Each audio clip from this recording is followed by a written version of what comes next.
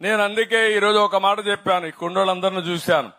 ఆవిడికి 3 పిల్లలు, ఈవిడికి 2 పిల్లలు, ఈయనకి 2 పిల్లలు, ఆయనకి 2 పిల్లలు.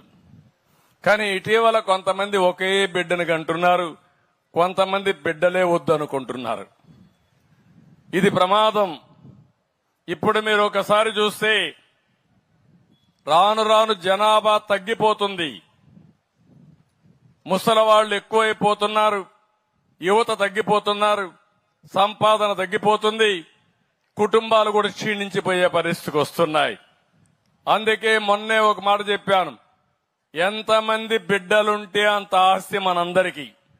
భవిష్యత్తులో ఎంత పొలం ఉందని కాదు, ఎంత పొలం ఉందని దానికంటే, ఎన్ని కోట్ల రూపాయలు డబ్బులున్నాయని దానికంటే, ఎంతమంది పిల్లలు ఎక్కువ ఉంటే అంత సంపద సంపాదించే శక్తి మీకు వస్తుంది. అది నేను నేర్పిస్తానని చెప్పి కూడా నేను మీకు తెలియజేస్తున్నా.